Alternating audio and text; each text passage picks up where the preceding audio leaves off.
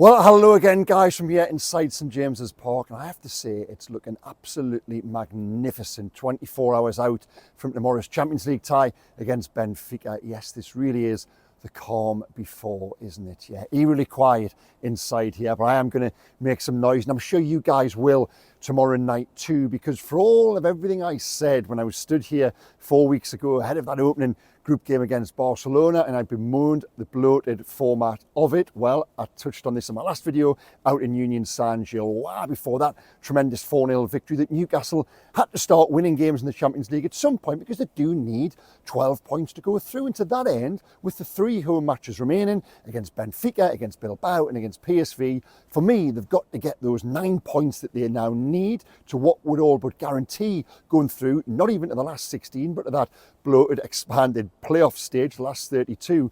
In effect, they need those 3 wins, and there's a greater likelihood of them getting them here against the 3 opponents I mentioned than there will be on the road, in part because if you take USG away, Newcastle haven't played well away from home this season, certainly not well enough to win matches, and that's what we're going to pick over in this video. What is going wrong right now? I don't want that to sound too negative, but certainly when Newcastle and a team as talented as Newcastle, with a manager and a staff like Eddie Howe and those who he works with, are sat 13th in the Premier League, I think it is fair to explore the reasons as to why. But first of all, back here against Benfica tomorrow night, it's a match that they've absolutely got to win, because the 3 away against Leverkusen, against Paris Saint-Germain, against Marseille thrown in before that as well, you wouldn't necessarily have the confidence of getting those results. So tomorrow night is huge, it's massive. But for now, let's look to a degree at why they're coming so unstuck in the Premier League right now. Now, this did make me smile yesterday. I was watching the Liverpool-Manchester United game in a pub in Gosforth with my friends, and I don't think I've ever sat in such surrounds, and when Manchester United score a winning goal for a whole pub to celebrate. Now, I think I know why that was, to do with a certain Mr. Isaac, who again, yesterday, I know you guys sometimes don't like me talking about him, but for Saturday's Daily Mail, I wrote a big piece looking at the reasons as to why Alexander Isak has found himself in this slump. I'll put the link in the description below the line. You might be interested to go and read it. But fundamentally, I said that it did go back to his time at Newcastle because of that long and painful extraction. I don't see a player in Isak who just needs to be fit to go and play well and start scoring goals again. Arne Slot said yesterday that he was 100% fit. But I think, and this should serve as a warning to other players, the manner in which he went about it and the length of time, and this goes back to February really, for the last time he played at his very best. He's lost his instinct. He's lost his rhythm. He's lost his belief. And that's what we saw again yesterday from Alexander Isak. So warning served. Even, how many pints did I have yesterday? Not that many, but one of the conversations that we did eventually move on to, and this was to do with Newcastle. There's Newcastle fans in the pub, and we're talking amongst ourselves, and they asked me, and I think they wanted to know from a media perspective, if Newcastle's season continued as it does, lower bottom half of the table, and they bounced around with win one, lose one, draw one, at what point is the pressure on Eddie Howe? And I said not at all. I said for 2 reasons.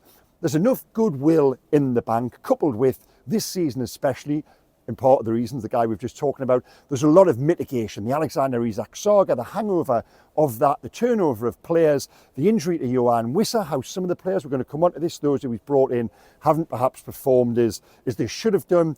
I wouldn't even go close to Eddie Howe being under any pressure this season, even if Newcastle do continue to bounce around 13th, 12th, 11th, 10th. There'll be disappointment and there'll be pressure on results, but I think the nature of the question given to me was in terms of his job, in terms of media pressure, in terms of pressure from the ownership. I was going to point literally upstairs there, which is where the boardroom in the chairman's suite is, behind those doors in the distance there. But no, I don't think there will be, and I don't think there should be either. But that doesn't mean we can't stand here now and explore the reasons as to can Eddie Howe do anything better, because at the moment, for the talent they've got, they should be doing better. They should be higher up the table. They left an awful lot of points behind at the start of the season when they were playing well the opening 2 matches, certainly against Liverpool, against Aston Villa. They played well enough for me to take 6 points.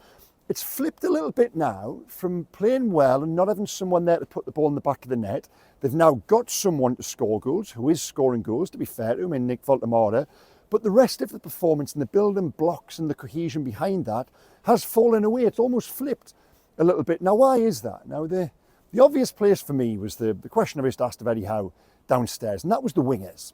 And I've said this many times, in the modern game, and this was the exact word I put to Eddie Howe, the wingers are such a rich source of goals and assists. You're four between them in the Premier League, who got no goals and 1 assist, to which he sort of laughed, smiled, scoffed. I'm not sure which. If you do watch the video back, please tell me. But Eddie's response to it was that it's not always the problem you see in front of you. And I think by that, he meant in response to my question, look elsewhere. You're pinning it all on the wingers, on those 4 who should be contributing more, given Nick Voltemora is posting the numbers.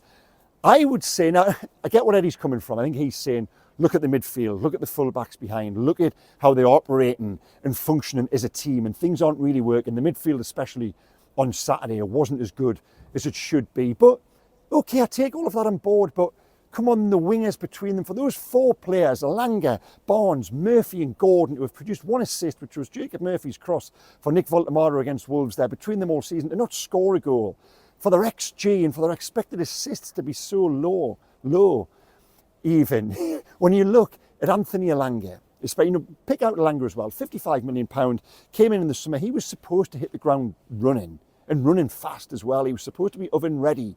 He played 38 games for Nottingham Forest last season. And again, I'll put the link in the description below the line. This is going to be available overnight at the Daily Mail. I've written 1,000 words exploring how Newcastle get more from Anthony Elanga. You know, that is a subject we've got to explore. Yes, there should be patience and there should be time, but I had expected better from him, more from him. If he'd come in from abroad, okay, fair enough. You know, you afford players that patience. You will be given that time even still. But there should have been more by now. There hasn't even really been one brilliant game from those 11 performances. Now, Eddie said in defence of him, if you put together a highlights reel, there would be flashes and there would be crosses where you'd expect Newcastle to score from. Okay, I take that on board. There have been moments, but what were those moments? Half an hour against Barcelona and the game away at USG, where I think, you know, TV commentators got a little bit carried away by his performance that night. He was good, but he didn't feature in my merit stars, the top 3. Then he was better. He was better by virtue of being a pretty low bar. So Elanga's got to do so much more. But then you come back to what I said there. Could Eddie Howe do anything different? Well, okay, you guys might be screaming and shouting on Saturday, take Elanga out and put Jacob Murphy in, which he did do at half-time. But Murphy isn't perhaps starting because he is carrying that slight Achilles issue. Then when he comes on, yes, Newcastle are better, and every time Murphy comes on, Newcastle seem to be better. But has Jacob Murphy hit those heights of last season? No, he hasn't. You go over to the other wing, and in the pre-match video I spoke about Anthony Gordon having a really timely, brilliant, confidence-boosting display for England. Did he then take that into Newcastle down at Brighton? Well, he did to an extent. I thought Anthony Gordon did okay, but he's not posting the numbers. Where's the goals? Where's the assists? You know, those 2 penalties he scored out in USG were supposed to be that springboard. It hasn't quite yet happened for him either. You say, well, okay, take Anthony Gordon out, bring Harvey Barnes in. Harvey Barnes, arguably, given how well he finished last season, has perhaps been the biggest disappointment out of all 4 and isn't in the team right now, and justifiably so. Then when he's coming on, he's not doing enough. So I think, and this is contrary to what Eddie Howe said in reply to me, I think the most obvious place to look is the wingers, because everything is coloured by goals. Got Nick Voltemora there. If the midfield are functioning better, if they're putting chances on a play, it looks like Nick Voltemora will score the goals. Quite incredibly, Nick Voltemora scored 5 goals from 5 shots on target. What does that tell you? 1, he's efficient, but 2, it's not sustainable, and they're not creating enough chances for him to miss.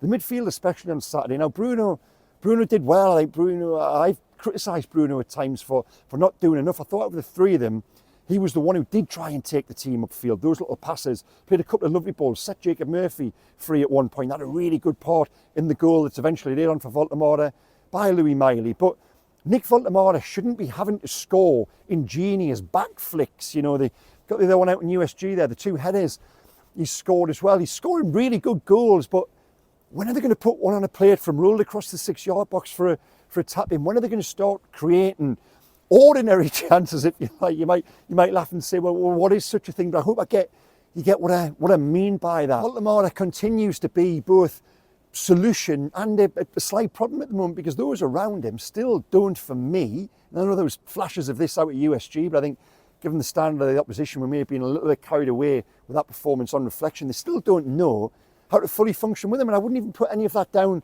to Voltemora. I think the guy himself is there, and I can see his frustration. There was a a period down at Brighton there where he peeled away and he wanted to pass play through him, it just didn't come.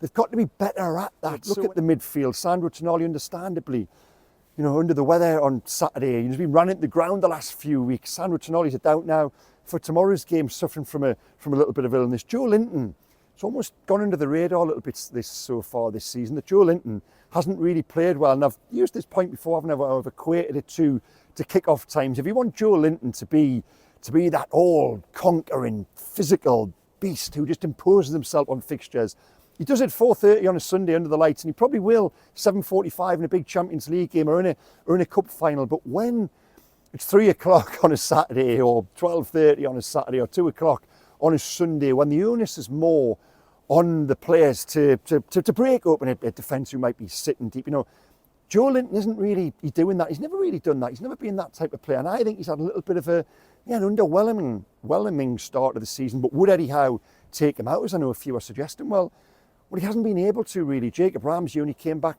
fit on Saturday. Louis Miley had hardly trained before that. You would hope in time there are more options, and I would certainly look at Ramsey or Miley coming into the midfield, perhaps Ramsey on the left of those midfield three, but there isn't really anything different. Can you suggest a change in formation? Does Eddie go 4-2-3-1? Well, okay, but there is no number 10. Is that Nick Voltemade? Okay, but then there's no centre forward. It's got to be put back on the players. The players have got to produce more and got to perform better within themselves. Can Bruno do it every week? Can those wingers step up? And that is the point I would come back to for me. You've got to look at the wingers. I talked about this out before the game in USG, and then they produced and they performed, but they haven't taken that on. And ultimately, for me, it comes back to those attacking players. Right, I'm going to take you pitch side now. We'll have a little walk down. I hope you can appreciate just how incredible this playing surface is. Let's see how close we can get. There you go.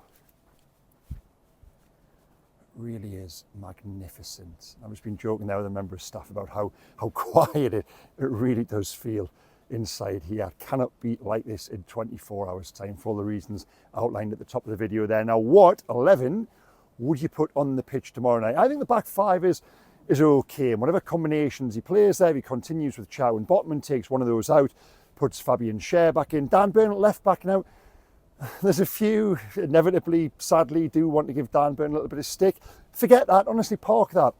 He's there because Lewis Hall's injured. He's there because Tino Livramento is injured. He's doing a job for the team. He's still playing well. Yes, he will be targeted. That will become and will be a tactic of the opposition. But I wouldn't in any way put any criticism at Dan Burn's door. He'll continue at left back tomorrow night. Right back probably will be Kieran Trippier again because of those injuries. The bigger debate is we go into the midfield and the wide areas, funnily enough. Now, the three in midfield, I would honestly, even if Sandro Tonali comes in tomorrow morning and says he feels 100% that the illness, whatever problems he's got, he's over those, I still wouldn't play him tomorrow night. And I can't believe I'm saying that, because if you guys watch most of my videos every week at Sandro Tonali, 3 stars, you know what I think of him.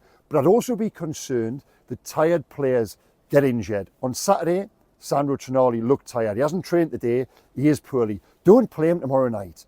Take him out of the team. Tonali is too important and too good to risk for me. And if he is going into that red zone, into that danger zone, just give him a night off tomorrow night. Because there are options. Because Ramsey and Miley are coming back. Because Miley did look good. He did look progressive when he came on Saturday. Start Louis Miley in the number 6 role. Play Bruno Guimaraes to the right of him. Bruno, again, a player who perhaps needs a rest. But when you need, without Tonali, if that's the case, when you need a big character, that player in midfield, that could be Bruno tomorrow. Play Bruno. Take Joe Linton out. As much as Joe Linton might thrive in this sort of environment, a big light under the nights, go and play Jacob Ramsey. Let him get some minutes into his leg. Let him get that feel, that rhythm, because what we've seen so far, he has looked very encouraging. He has looked promising.